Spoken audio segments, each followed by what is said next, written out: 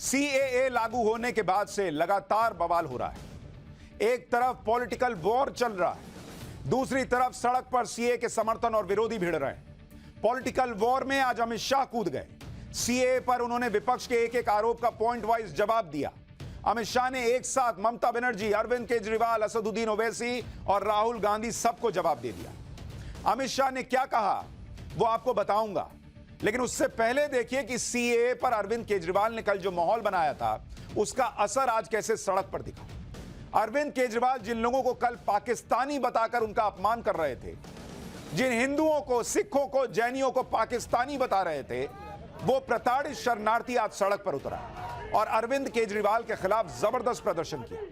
ये लोग 2 दिन पहले तक सीएए लागू होने का जश्न मना रहे थे, लेकिन आज ये लोग गुस्से में दिखे। इन शरणार्थियों ने अरविंद केजरीवाल के खिलाफ नारेबाजी की, केजरीवाल से माफी मांगने के लिए कहा। केजरीवाल की भाषा में कहूं तो ये लोग पाकिस्तानी हैं, तो ये पाकिस्तानी शीश महल तक जाना चाह रहे थे केजरीवाल जी से कहने की माफी मांगो। लेकिन ये हिंदू, प्रताड़ित सिख, प्रताड़ित जैन, प्रताड़ित अल्पसंख्यक, इन्होंने आज कैसे अरविंद केजरीवाल पर गुस्सा उतारा, ये सुनिए, फिर आपको बताऊंगा कि कैसे अमित शाह ने बयान से विपक्ष का जो कहा उससे विपक्ष का चेहरा उतरा और कैसे अरविंद केजरीवाल के लोगों की वजह से अरविंद केजरीवाल की ही पोल खुली। मोदी जी ने हमारे लिए सोचा है। केजरीवाल कभी हमारे पास नहीं आए, उनको आना चाहिए था, देखना चाहिए था, और केजरीवाल ने इतना बड़ा इल्जाम लगा दिया। केजरीवाल से हम ये पूछना चाहते हैं कि आप किसी भी पुलिस स्टेशन में हमारे खिलाफ कोई भी एफआईआर, कोई भी मुकदमा बताएं, हम पाकिस्तान वापस चले जाएंगे, लेकिन हमारे ऊपर झूठा इल्जाम मत दें। आज जब ये भारत में आ रहे हैं तो उनको भारत में आने से क्यों विरोध हो रहा है? क्या उनके परिवार वाले, वो तो छाती ठोक के शीला दीक्षित जी पहले कहती थी कि वो भी रिफ्यूजी थी, उनका भी पाकिस्तान से।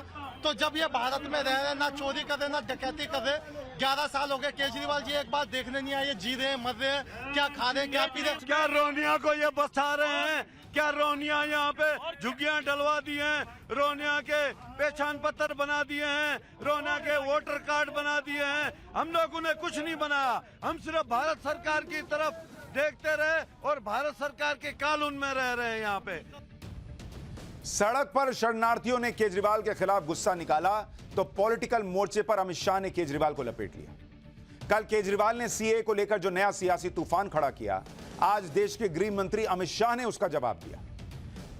कल केजरीवाल ने यह कहकर खूब माहौल बनाया था कि पाकिस्तान, अफगानिस्तान और बांग्लादेश के गरीब लोग उठकर भारत चले आएंगे, वो आपकी नौकरी, घर सब हड़प लेंगे, हम इनके लिए दरवाजा क्यों खोल रहे हैं?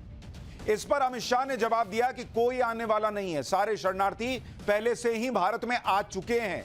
2014 तक जो आए हैं उन्हें ही नागरिकता देने का कानून सीएए है। एक बार अमित शाह को सुनिए, फिर आपको बताऊंगा कि आज दूसरे दिन भी अरविंद केजरीवाल सीएए पर कौन सा नया लॉजिक लेकर आ गए। दिल्ली के मुख्यमंत्री अपने भ्रष्टाचार के उजागर होने से अपना आपा खो बैठे हैं। उनको मालूम नहीं है कि सारे लोग आ चुके हैं, आज भारत में ही रह रहे हैं, सिर्फ इनको अधिकार नहीं मिला है, वो अधिकार देने की बात है। 2014 तक जो आ गए इनको नागरिकता देनी है, और इतनी ही चिंता है तो वो क्यों बांग्लादेशी घुसपैठियों की बात नहीं करते हैं, रोहिंग्यास का विरोध क्यों नहीं करते हैं? क्योंकि वो वोट बैंक की पॉलिटिक्स कर रहे हैं।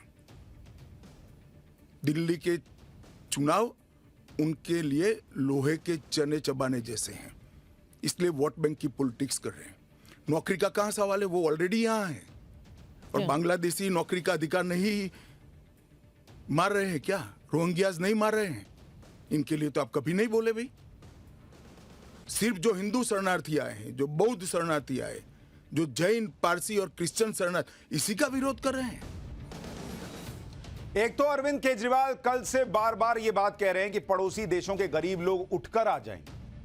अरविंद केजरीवाल को यह समझना चाहिए कि सीएए उन लोगों को नागरिकता देगा जो इन इस्लामिक देशों में धार्मिक रूप से प्रताड़ित हैं। दूसरी बात, इसमें 2014 की डेडलाइन है, यानी 2014 तक जो लोग ऑलरेडी आ चुके हैं।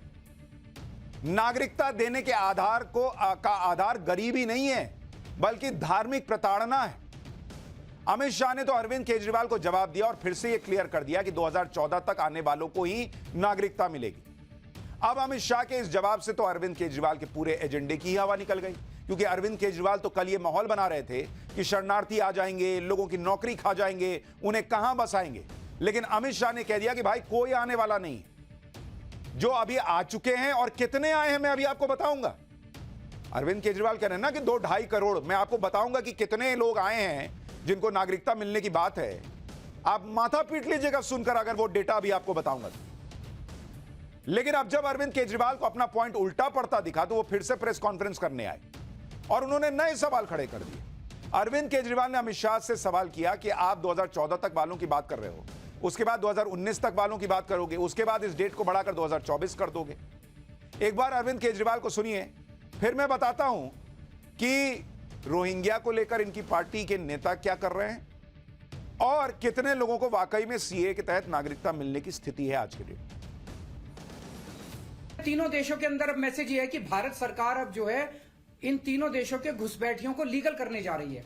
तो ये 2014, आज आप 2014 वालों की बात कर रहे हो, कल आप 2019 के पहले वालों की बात करोगे, फिर ये डेट एक्सटेंड करके 2024 कर दोगे, क्योंकि घुसपैठिए तो आ ही रहे हैं। आपने रोहिंग्यों की बात की, ये तो आप ही के टाइम में आए थे, ये तो 2014 के बाद आए हैं सारे रोहिंग्ये। कैसे आए ये? अरविंद केजरीवाल डेट को वैसे ही बढ़ा रहे हैं जैसे ये हर बार, ये और इनकी पार्टी के नेता हर बार इनकी गिरफ्तारी का डेट लेकर आते हैं कि बस अभी कल मुझे गिरफ्तार करने वाले हैं, अभी कल अरविंद जी को गिरफ्तार करने वाले हैं। पर उनमें से एक भी डेट पे गिरफ्तारी हुई नहीं इनकी। वैसे ही अब ये नया मामला लेके आया कि 14 वाले हैं अभी तक, फिर 19 कर देंगे, फिर 24 कर देंगे, फिर 34 कर देंगे, फिर 47 कर देंगे। तो जब करेंगे तब विरोध कीजिएगा, अभी काहला विरोध कर रहे हैं। सीए को लेकर अरविंद केजरीवाल कल से ये कह रहे हैं कि 3 देशों में कुल मिलाकर 2.5 से 3 करोड़ अल्पसंख्यक है। अगर ये लोग भारत आ जाएंगे तो बवाल हो जाएगा, भारत के लोगों के लिए परेशानी बढ़ जाएगी। बार बार वो 2.5 से 3 करोड़ वाला डेटा देकर लोगों के बीच एक तरह से डर फैलाने की कोशिश कर रहे हैं। कोई भी सुनेगा कि भाई 2.5-3 करोड़ लोग आएंगे तो हड़बड़ा जाएगा और आम लोग सीए के विरोध में आ जाएं, यही उनका प्रयास दिखता है एक तरीके से। लेकिन हम आपको मोटे तौर पर यह बताते हैं कि अभी सीए के लागू होने से तुरंत कितने लोगों को नागरिकता मिल सकती है। इंटेलिजेंस ब्यूरो के आंकड़ों के अनुसार अब तक, और इंटेलिजेंस ब्यूरो इसलिए कह रहा हूं क्योंकि भाई अभी जितने लोग अप्लाई करेंगे यहां आए हुए हैं उसके हिसाब से ही ना पता चलेगा कि कितने लोग मांग रहे हैं। लेकिन आईबी रिपोर्ट जुटा रही कि कितने लोगों ने लॉन्ग टर्म वीजा के लिए अप्लाई किया था और यहां पर रह रहे हैं। तो आईबी के मुताबिक जो लॉन्ग टर्म वीजा है, लॉन्ग टर्म वीजा लेकर जो लोग भारत में हैं और ऐसे कुल अल्पसंख्यक कितने हैं, अल्पसंख्यक जो यहां पर लॉन्ग टर्म वीजा लेकर रह रहे हैं, इनकी संख्या सुनिए। अभी माथा आपका घनघना जाएगा कि कहां केजरीवाल 2-2.5 करोड़ कह रहे थे और संख्या कितनी है, 31,313 लोग हैं बॉस, 31,313। इतने ही लोग लॉन्ग टर्म वीजा लेकर कुल अल्पसंख्यक रह रहे हैं। और इसमें हिंदू कितने हैं भाई, इसमें हिंदुओं की संख्या है 25,447। इसमें सिख हैं 5,807 लोग। इसमें ईसाई कितने हैं, इसमें ईसाई हैं मात्र 55 लोग। इसमें बौद्ध कितने हैं, इसमें बौद्धों की संख्या है 2 और पारसी हैं 2। तो आज की डेट में इतने लोगों को लॉन्ग टर्म वीजा सरकार की तरफ से ऑलरेडी दिया हुआ है और वीजा देने का आधार धार्मिक प्रताड़ना रहा है और इन्हीं को सबसे पहले सीए का फायदा होगा। तो कितने लोगों को भारत की नागरिकता मिलेगी अगर ये सारे लोग अप्लाई कर दें, 31,313। अब कोई अरविंद केजरीवाल से पूछे कि सर ये 2.5-3 करोड़ का डेटा कहां से लाए हैं जब कट ऑफ 2014 है, तो यानी जिन्हें नागरिकता मिलेगी उनकी संख्या करोड़ों में हो सकती है, जैसा केजरीवाल दावा कर रहे हैं वैसा तो आंकड़ों से नहीं दिख रहा। इसलिए आज बीजेपी ने भी केजरीवाल पर सवाल उठाए। बीजेपी के सांसद मनोज तिवारी ने कहा कि केजरीवाल घबराएं नहीं, आपके शीश महल में शरणार्थियों को नहीं बसाएंगे। एक बार सुनिए मनोज तिवारी को, फिर सीए पर केजरीवाल के नए एजेंडे की बात करूंगा और कैसे उनके ही लोग उन्हें एक्सपोज कर रहे हैं यह भी बताऊंगा। आपकी तरह उनको शीश महल नहीं दिया जा रहा है अरविंद केजरीवाल जी, आपके राजमहल जैसा उनको राजमहल तो नहीं मिलेगा, लेकिन हाँ, प्रधानमंत्री आवास योजना के तहत नरेंद्र मोदी जी के द्वारा उनको एक आवास मुहैया कराया जाएगा, उनको पानी मुहैया कराया जाएगा, उनको बिजली मुहैया कराई जाएगी, उनको भी अपनी एक इंसान की जिंदगी जीने का हक है। सीए के विरोध में अरविंद केजरीवाल का एक तर्क यह भी है कि पाकिस्तान, अफगानिस्तान या बांग्लादेश से आने वाले शरणार्थियों की वजह से देश में अपराध बढ़ जाएंगे, कानून व्यवस्था बिगड़ जाएगी, दंगे भड़क जाएंगे, चोरियां, डकैतियां, बलात्कार बढ़ जाएंगे। केजरीवाल के मुताबिक ये शरणार्थी आपके ही घर के बाहर झुग्गी डालकर रहेंगे तो क्या आप सुरक्षित महसूस करेंगे? देश की सुरक्षा का क्या होगा? एक बार सुनिए अरविंद केजरीवाल क्या कह रहे हैं, फिर आपको बताता हूं कि अरविंद केजरीवाल को आज शरणार्थियों ने कैसे शर्मिंदा कर दिया।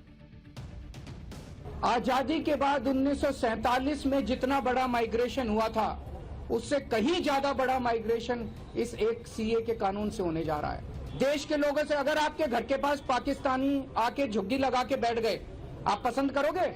कितने लोग पसंद करेंगे? चोरियां, डकैतियां, बलात्कार बढ़ेंगे हमारे देश के अंदर, पूरी कानून व्यवस्था, और पता नहीं कैसे कैसे लोग आएंगे वहां पे। सुरक्षा व्यवस्था, हमारे देश की सुरक्षा व्यवस्था का क्या होगा? कनाडा ने भी ये किया था, कनाडा ने जो आया उसको दे दी नागरिकता। आज देखो कनाडा का क्या हाल हो रहा है। 11 लाख लोग हमारे देश के व्यापारी, उद्योगपति पिछले 10 साल में देश छोड़ के चले गए। क्यों? क्योंकि वो बीजेपी के अत्याचार और बीजेपी की नीतियों से तंग आ गए। लाना है तो उनको लाओ ना, पैसे वालों को लेके आओ जो हमारे देश में आके पैसे से फैक्ट्री खोलेंगे, व्यापार चलाएंगे, हमारे बच्चों को रोजगार मिलेंगे। आप सोचिए, ये खुद को आम आदमी बताते हैं, लेकिन इनकी सोच देखिए, कह रहे हैं पैसे वाले को लेकर आओ, वो पैसा लगाएगा देश में। ये गरीब आदमी को ला रहे हो। लेकिन मैं आपसे ये कहता हूं कि भाई मुझे ये बताइए कि किस तरह से ये जो पूरा मामला है, इसमें आप शरणार्थियों को अपराधी बता रहे हैं, रेपिस्ट बताकर उनका अपमान कर रहे हैं। इसी अपमान से भड़ककर इन शरणार्थियों ने आज केजरीवाल के खिलाफ प्रदर्शन किया। इन शरणार्थियों ने केजरीवाल को चैलेंज भी किया कि वो एक भी थाने में इनके खिलाफ कोई क्राइम केस दिखा दे। एक बार इन शरणार्थियों को सुनिए, फिर आपको बताऊंगा कि हिंदू सिख शरणार्थियों पर सवाल उठाने वाले केजरीवाल रोहिंग्या शरणार्थियों पर कैसे मेहरबान है।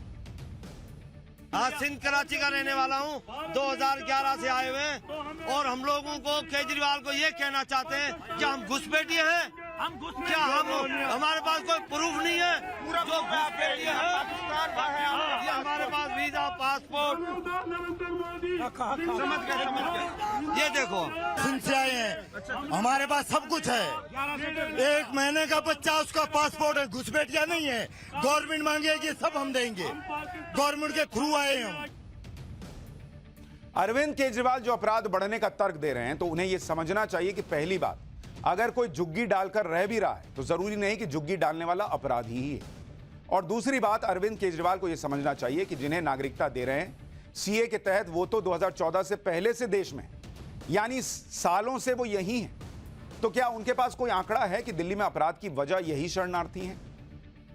अरविंद केजरीवाल कल से ये माहौल बना रहे हैं कि सीए के तहत इतने शरणार्थी आ जाएंगे कि आपकी नौकरी, राशन, घर सब खतरे में आ जाएगा। जबकि अरविंद केजरीवाल की सरकार खुद रोहिंग्याज को इतनी मेहरबान थी कि उन्हें राशन बांट रही थी। कोरोना के दौरान आम आदमी पार्टी की सरकार ने दिल्ली हाईकोर्ट में बताया था कि उनसे लॉकडाउन के दौरान पर्याप्त मात्रा में रोहिंग्या परिवारों को राशन दिया था। दिल्ली में रोहिंग्या के 3 कैंप में यह राशन बांटा गया। कोर्ट को बताया गया कि जहां रोहिंग्या परिवार बसे हैं, उनके पास ही 4 हंगर सेंटर चला रहे हैं। तब तो अरविंद केजरीवाल से किसी ने नहीं कहा कि क्यों हमारा राशन रोहिंग्या परिवारों को बांट दिया, वो भी कोरोना काल में।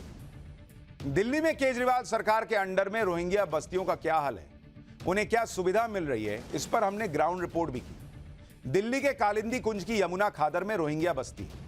वहां 56 परिवार रहते हैं और करीब 230 लोग बसे हुए हैं। इन लोगों के पास बिजली की सुविधा है, पानी भी मिल रहा है और इनके बच्चे स्कूल भी जाते हैं।